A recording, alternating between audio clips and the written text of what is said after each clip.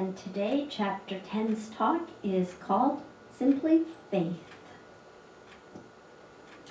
Leaving me right at it, huh? Yeah. Ernest Holmes says, the idea that faith has only to do with our religious experience is a mistake. Isn't that a great statement? Where do we define what is our religious experience and that which is just plain our life experience? Or where do we actually combine the two and realize they are actually the same thing? The idea that faith is only having to do with religion is a mistake. You don't have to be spiritual to believe. You don't have to be spiritual to have faith. You don't have to be spiritual to have a conviction. Spiritual, the word, and faith, the word, have strong religious connotations, don't they? We quite often consider them to be one with religious ideas, holy ideas. But I think faith is a universal concept that is quite often been hijacked by spiritualistic or religious adherents and attributed to religion by those believers of those specific religions. They really don't have anything to do with, well, they do have something to do with the spiritual traditions, but at the same time they have something very strongly to do with just plain life in general. Ernest Holmes says, pure faith is a spiritual conviction. It is the acquiescence of the mind, the embodiment of an idea, the acceptance of a concept. That's pretty simple, isn't it? Pretty good definition of faith. But I think we can also just take the word spiritual out of that and apply it to life in general and say, pure faith is a conviction. It is the acquiescence of the mind, the embodiment of an idea, the acceptance of a concept. So it doesn't necessarily have to be spiritual. It's something we can do every day of the week, not just on Sundays. It's something we can practice all the time, not just when we're feeling connected. It's something that we do all the time, whether we are aware of it or not. Faith is nothing more than an affirmative mental approach to reality, that which we experience. That which we hold in faith actually produces after its kind, and we get to experience it as our reality. Holmes says we cannot have faith in that which we do not in some measure understand. That's why I think in the Bible it says, in all thy getting of knowledge, get understanding. To understand how it works. Faith is something that we always hear about, and it's something we know we should have, and it's something we kind of feel we have it when we feel it, but do we understand what it is exactly and how to use it? We do it all the time. Sometimes we use it positively, sometimes we don't. Fear is nothing more or less than the negative use of faith. Fear is faith, misplaced, misused, or misdirected, however you want to look at it. I like the acronym of fear, false evidence appearing real. And it's also false evidence accepted as real for us quite often. And we live that way, and we experience fear in our lives is because we're accepting that fear as something that is real and giving it an element of belief, and that is therefore giving it an element of faith, and so therefore we're actually creating more of it, and we're experiencing more of it. Holmes says all human misery is the result of ignorance, and nothing but knowledge can free us from this ignorance and its effect.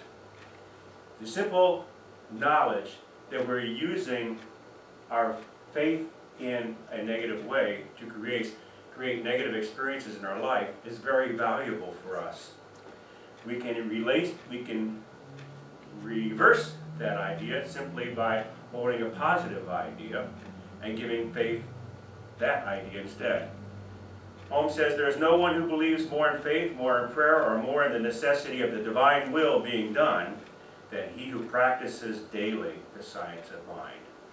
And if you listened to Mark earlier, you can see that as proof. If you have experienced similar things in your lives, you know it is true. You know those things which you believe in actually begin to materialize in your life. because you have faith and then you have a belief system that backs those up. And that's just how the law works. I like that he uses the terminology divine will. Remember, divine will is God the Father. It's the Father's good pleasure to give us the kingdom. And so holding the faith that is true allows us to accept that goodness. If we are to have an act of faith, the faith of God, instead of merely a faith in God, our thought must be centered in the universal mind. To have a faith of God, remember that we are expressions of the divine in human form. And so therefore we can accept the truth of all that God is as our essence, as we are in human form. We can accept the truth of God, the universal mind, as our mind, and use it exactly the same way. So therefore we are having the faith of God, not the faith in God, some outside energy force having an effect upon us. We are that energy source. We are that essence of good. So I look through the things in terms of what do I believe in, what things do I have faith in. I believe in, and since this is Palm Sunday, by the way, in case you didn't know that, and I thought it was quite kind of funny this morning. I drove into the parking lot and there was a palm frond laying across the driveway. Did you notice that? And I said, oh, I ought to go pick that up. And I said, oh, maybe I shouldn't. It's Palm Sunday. But I believe in the life-affirming teachings of Jesus. I don't necessarily believe in the interpretations of the Christian church of those things which Jesus said. I don't necessarily believe in all the doctrines of the Christian church of what Jesus said. But if I go through the Bible and look at everything that Jesus said, I definitely believe and agree with him on everything that he said. And I also believe he was the greatest teacher of all time. And so I also believe in the mental consciousness-centered approach of life from the Buddhist perspective, and the things that the Buddha taught about holding consciousness as a prime idea of controlling in our lives. I also believe in the defining of life's purpose described by Krishna and Arjuna and the Hindu teachings. I find that to be very valuable. I also believe in the daily commitment to that purpose as prescribed by Muhammad and the teaching of Islam. And I also believe in the concept of oneness with all life and the earth and the elders, those before and those who are in our experience now, as the Native American traditions teach. And I also believe in the concept of seeing all life from its many perspectives, all working together, as taught by Lao Tzu and Confucius of the Eastern religious traditions. And it may not surprise you to know, I also believe in quantum science, which I believe is a logical, principled explanation of how all these spiritual traditions work. It makes sense to me. And I combine all these religious and scientific beliefs to sustain my faith. And knowing that that which I hold in thought, I can actually create and produce in my experience. Bless you. I want to quote a dear friend of mine who gave me this quite some time ago, and I said, I'm going to use that. By the way, it's Mr. Michael Cody. You know Mike, he comes once in a while. But he said, do you ever look at the word omniscience? He said, if you take the word omniscience and you separate it into two halves, you have omni and science. All science. Now the word omniscience means all knowledge. But if we break it apart, omniscience, all science, basically means all the wisdom and knowledge of science as well. So therefore, if I can connect all my spiritual knowledge and wisdom, the divine intelligence, and omniscience, all the knowledge and wisdom of science, together, it bolsters my ability to have faith in life. It gives me more understanding of the way it works. Well, with everything you believe in, it sounds like you're a real science of mind kind of guy. I am. Is that a surprise? Nope. So, my favorite part of this chapter were the words, faith is a faculty of the mind. Now, Ernest Holmes' quote goes on a little bit more than that. He says, faith is a faculty of the mind that finds its highest expression in the religious attitude, but always the man who has faith in his own ability accomplishes far more than the one who has no confidence in himself. Those who have great faith have great power. So, we want to find ourselves standing in faith, thinking in faith, faculty of the mind. Faith finds its highest expression when it is both conscious and subconscious acceptance. So we are experiencing our greatest faith and that which will move mountains when we are both bringing into mind that which we have faith in consciously, each and every day, every time we maybe find ourselves out of it, step right back into it consciously. And when we think of it and create it deep enough within us that it becomes a part of our subconscious. So that everything that we are thinking about, every thought that arises comes from a belief system deeper than our conscious thought that is of faith. So the question then becomes faith in what?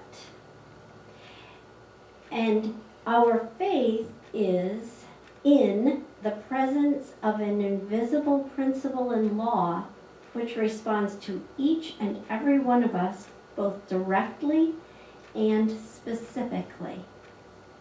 So when we pray, when we treat, we are praying having faith in a power and a presence, a law that must say yes, and knowing that it will respond to us personally, directly according to the thought we place into it, and specifically to the thought we place into it.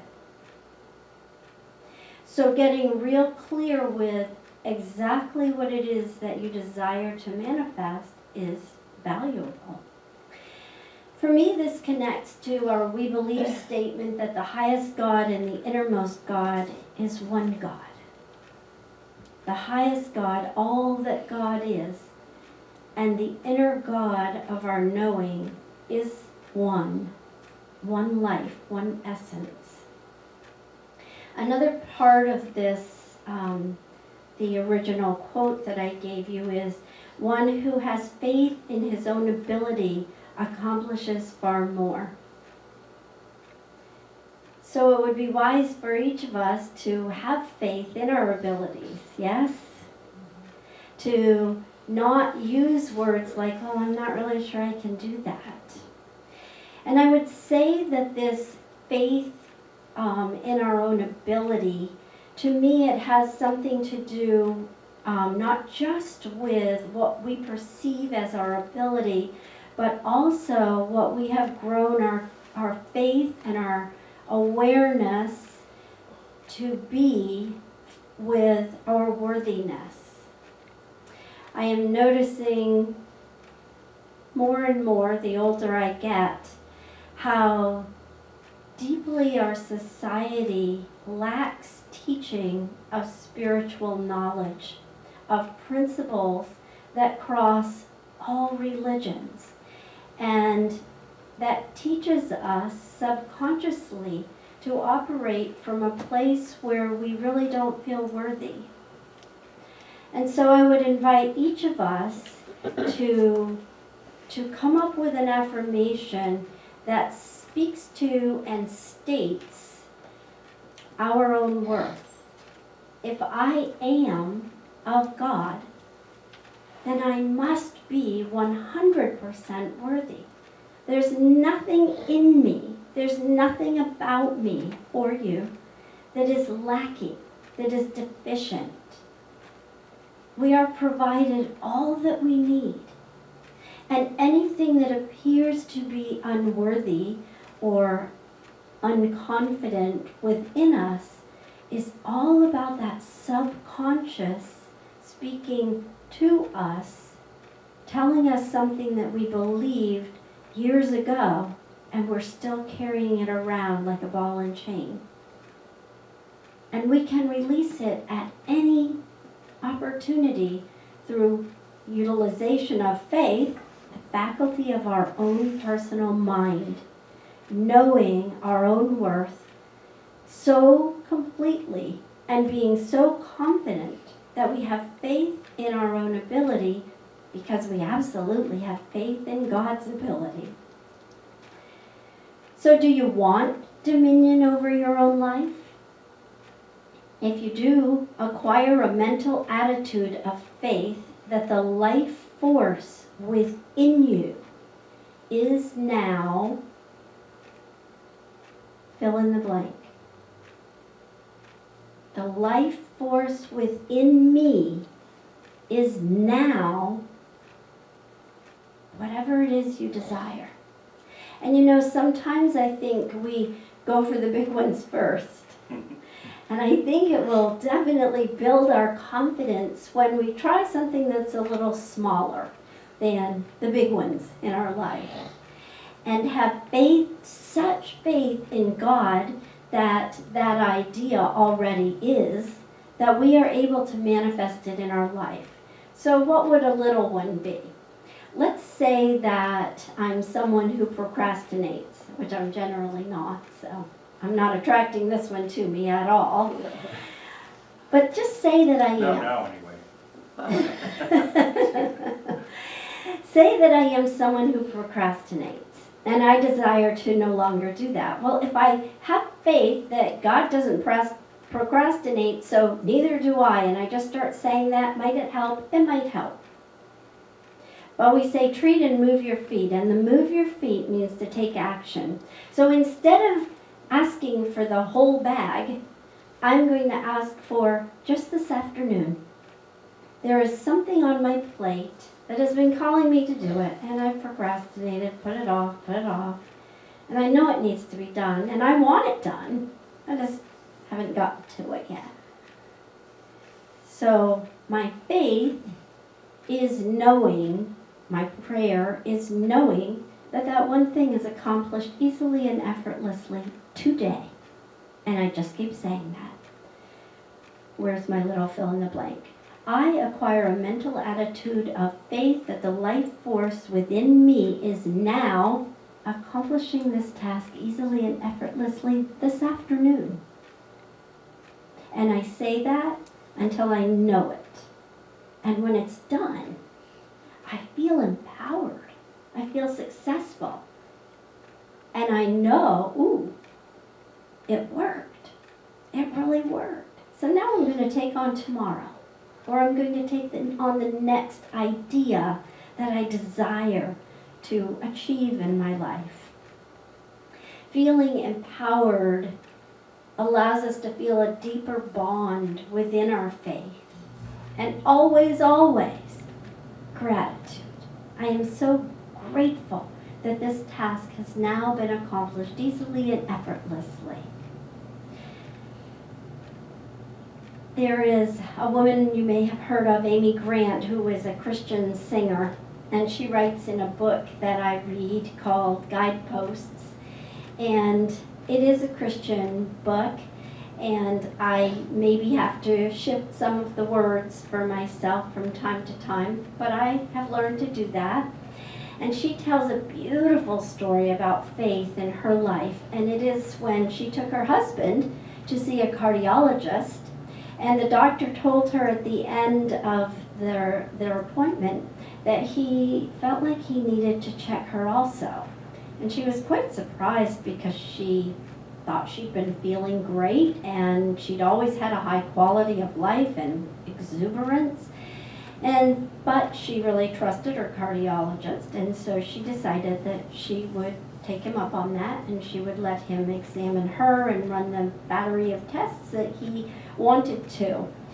And when she decided that she would go with what he was recommending, she said, oh, actually when I've been singing, I have noticed a shortness of breath. And I've also had a little bit of an irregular heartbeat I've noticed from time to time, and when I get it and notice it, I feel a bit dizzy. So she had the tests, and each time the doctor would text her and say, all's well with that, you're good to go, and all's well with that, until one day he didn't. He said, call me as soon as you get this. So she went right to the phone and called him immediately. And he said that you have an enlarged heart due to a birth defect that was undetected. And she was surprised, and he said, you need surgery right away. And she said, well, I am really busy. My tour is scheduled for the rest of this year and into next year. How about next summer? And he said, this kind of ailment is fine, fine, fine, and then catastrophic. And so she said, okay, well, we'll plan the surgery then. It was open heart surgery she was going to have. And they planned the surgery, and she went home and she called her sister, and her sister had reminded her that all through childhood when they went for their checkups, she had had a heart murmur. And she said, oh yeah, I did. I had forgotten about that. And then the pandemic struck. And so she found her tour canceled anyway. And she and her husband found many hidden blessings. And I think, we've talked about this before, I think that most of us looked for the hidden blessings in that time, that downtime. They found hidden blessings in their backyard, walking barefoot through the grass. And she found hidden blessings in meditating. She said, sensing God in each moment and realizing I could learn to live without fear. That's called faith. She received many, many letters from people, maybe you sent one, from people that said that they were praying with her, and when she was prepped for surgery, she went in and she said she could absolutely feel God's presence and love right there with her. She didn't feel one bit nervous. She knew everything was taken care of. That's faith, feeling God, trusting and knowing God, and listening for if there is something for us to do. She said that after she had the open heart surgery, she did have a lot to overcome, a path of building strength and endurance, but that she could never quite find the right exercise. She tried many things, and maybe some of us can relate to that. She couldn't find the right exercise to help her build her strength and her stamina. And she was struggling with that during her practices because she wasn't able to even sing through half of the material that she was supposed to sing in a concert. And so she entered into prayer, believing that the right answer to accomplish her singing goal would come through her. Again, that's faith. She invited a friend to come visit for a while she was in recovery, and they decided to go out and get in the pool and just continue their visiting. So they went out into the swimming pool, and she said that they just visited, kept on talking, and while they were talking, they were doing the breaststroke back and forth across the pool and getting some light exercise. And she said that when they concluded their time out there, she had no idea that 2 hours had passed. She had been swimming back and forth for 2 hours because she was visiting and being entertained. And she thought to herself, that's it. That's what I'm going to do. I'm going to swim. And in her story, she talks about how she started doing flips in the water and being as a child in the water, just really loving it. It soothed her soul. And so, of course, it did recover her stamina and her voice. And in her article near the end, she gives a quote that we quite often use here: "In him we live and move and have our being. The journey of faith is an adventure." And so I invite all of us to engage that journey of faith and make it an adventure that is thrilling. And so it is. So it is. So it is.